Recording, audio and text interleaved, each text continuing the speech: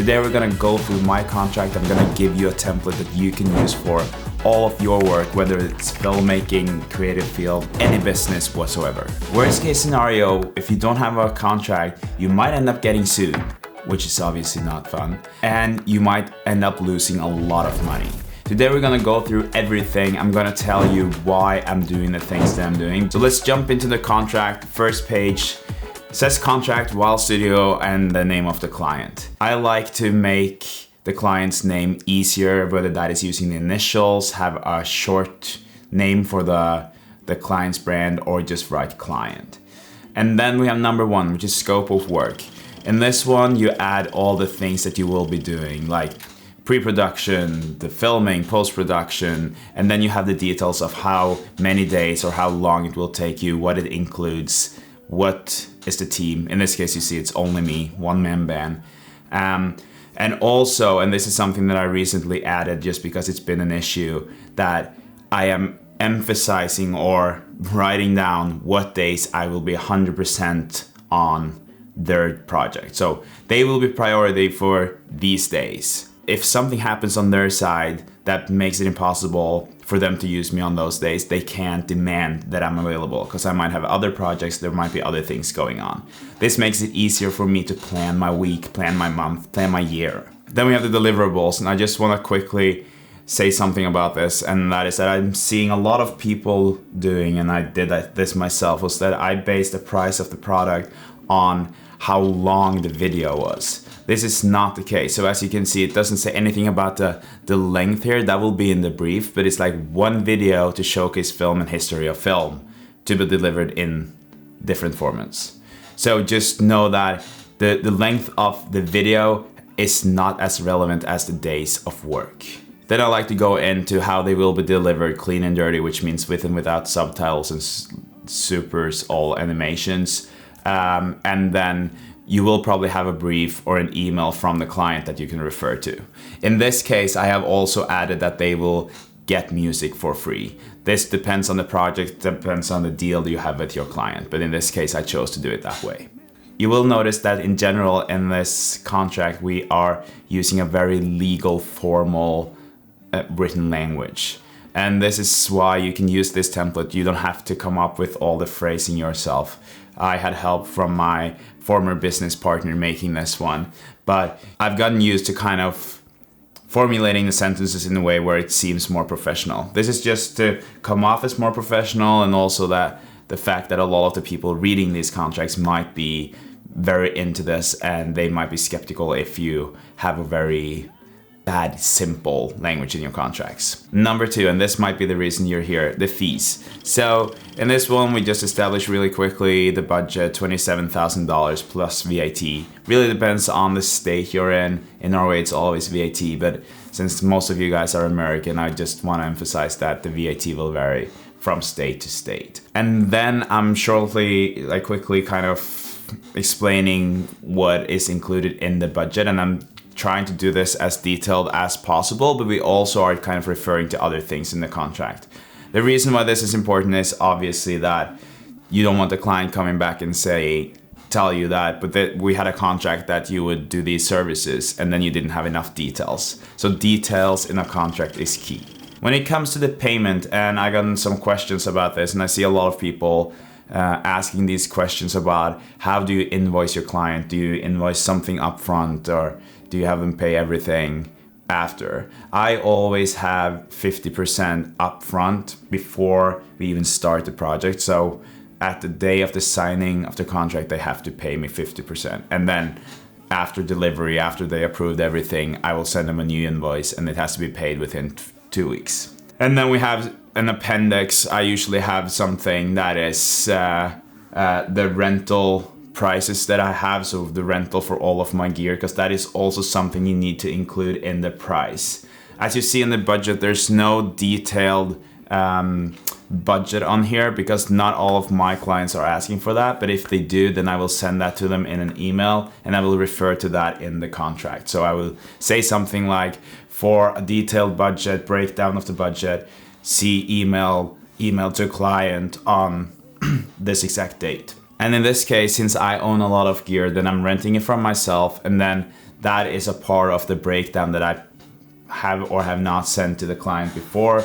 But then the appendix of all of the prices will be attached to the contract if it's needed. Number 3, the work product. So this says something about everything that is delivered, who has the rights, and when I have to deliver as a provider. So 10 days after the date of the last shoot. This is very general. As you can see in the first bullet point, we kind of agreed when the detailed on when the delivery was, but in general I usually have 10 days after the date of the last shoot is like my last deadline. Then it's important to emphasize, and this one I think we have to go through these pretty detailed, and that is that if you're doing a job for a basketball team and they happen to be sponsored by Nike, that doesn't mean that Nike has the right to use your videos. So Nike will still have to buy that out from you.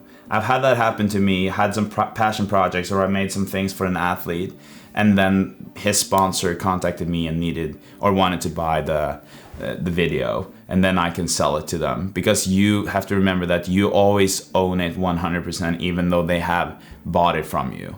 That does not mean that you can do whatever you want with it, but we'll get more into that.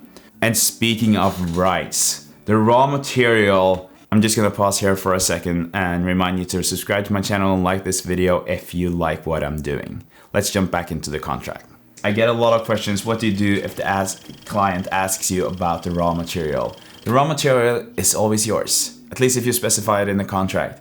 And this means that if the client wants to have the raw material, they have to buy it from you. For smaller projects, I will usually charge around $2,500 just because that is half of what I would charge them if I did the job of editing.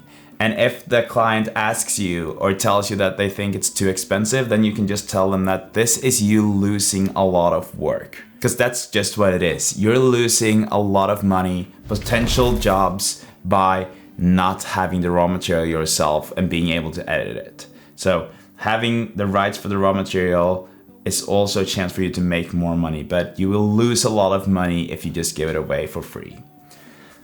And so we have this one, which is obviously important to have in there, because for you to be able to show this to other people, post it on your channels, it needs to be in here that you can use the product or the video, the final product, for portfolio purposes.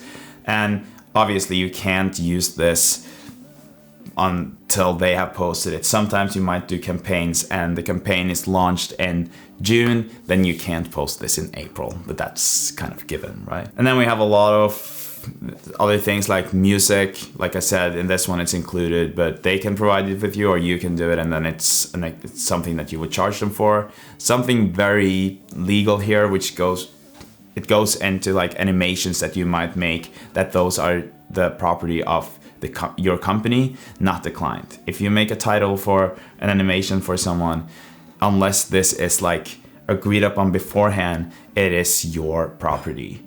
And this also brings me into another thing that you need to remember, and that is that you are a filmmaker and it's specified what you are to be delivering. This does not include animation, titles, all the things that a client might think that a filmmaker does. So if they tell you, but we need a specific title or animation, they need to provide you with that. Because in the contract, it clearly says that you are not making the animations for them. Number 4, indemnification. This is all about your rights, making sure that the client has everything under control.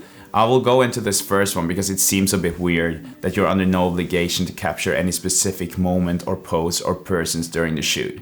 This is different than a shot list, because then you're talking about a shot. But there's a lot of things happening during the day, and if it's so detailed what you need to do, it's easy to go wrong, and you just don't want to have that hassle after. And then 4.2, if something happens to me or something happens before the shoot that makes it impossible for me to attend the shoot, then the client agrees that they will not sue me or it won't have any consequences for me after. And I will obviously pay them back because I didn't do my job, but there won't be any other consequences than that. 4.3, this is about your data. Like if something goes wrong with your hard drives, with your camera, you're still not responsible. This might also seem weird, but I mean, you don't have control over everything. And although you might lose the client, at least they can't sue you or hold you responsible financially.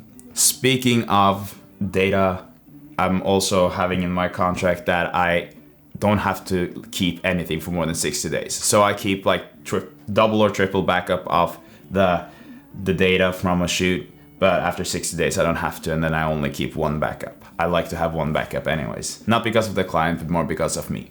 And then you have personal injury, while it's not responsible.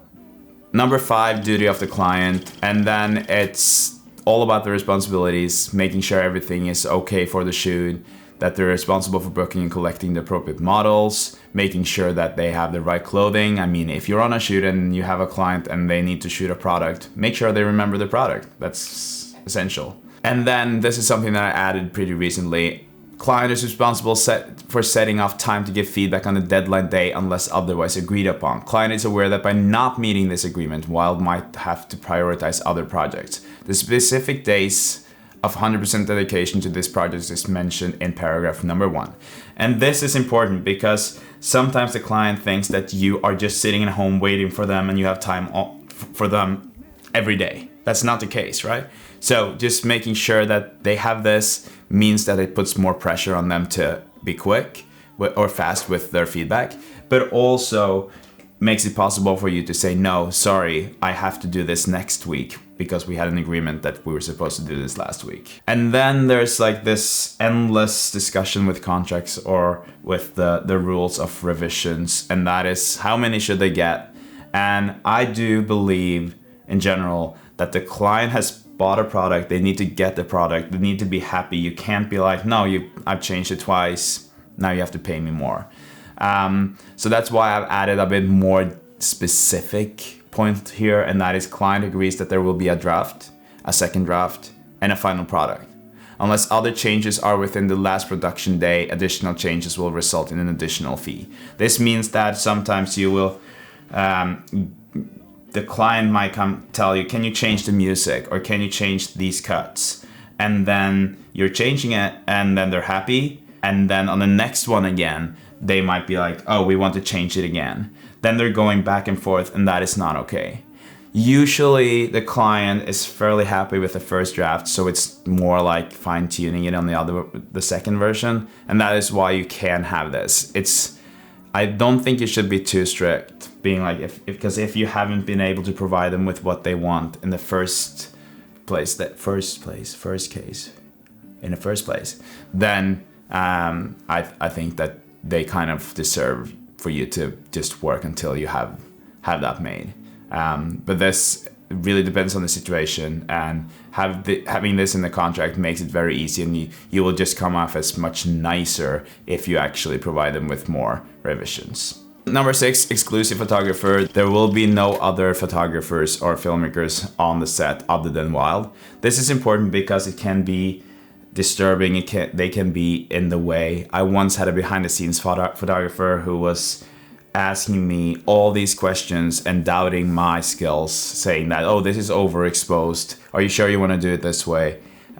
She was outside of Wild Studio, and it actually kept me from doing a good job. So these things are important. Speaking of, client agrees to agree or take responsibility for insisting that no person gets in the way of Wild or take pictures in these situations. And that is, sometimes there might be employees from the client side and they all mean well, but they might actually be in the way of the production. And so it is for the client, it is for you, but it's important that the client has a person that takes that responsibility so you don't have to be the bad guy.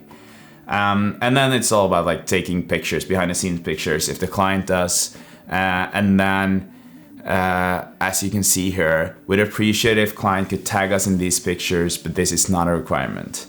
It's great to put it this way because then they might actually end up tagging you. And that's the same for the final product. If they tag you, that's great. They're not obliged to doing this, but it's great marketing for you, kind of showing that, oh, this guy is working with Nike. And number 7, not all client release, super simple. It's all about you being able to use this for commercial purposes, so you can use it everywhere. It's kind of mentioned already, but it's nice to have it as a designated paragraph here. Okay, number 8, termination. This is also, again, just insurance. If the client needs to terminate the contract based on something outside of our control, the first payment of 50% will not be paid back. And then as you're getting closer, if the shoot is canceled after the project started, so say after the first shooting day or after the pre-planning, then the client agrees to pay 75% of the fee. You can also add or specify when you say the project started that it's pre-planning or the shoot, just to be clear. If client cancels the project after the second shoot, client agrees to pay the full fee. Sometimes, like I told you, I have 50% upfront, 50% after. Sometimes I've actually had 40% like 3 weeks before, and then another 40% 7 days before, and then 3 days before I just invoice the rest. So if they cancel on the day they start, they still have to pay you everything. But that's a great way of doing it. I hope this was useful, that you can use the template down below, and please let me know in the comments, what are your experiences with clients and contracts, and have you ever experienced being screwed because you didn't have a contract or because you forgot to put something in it? I'll see you in the next one.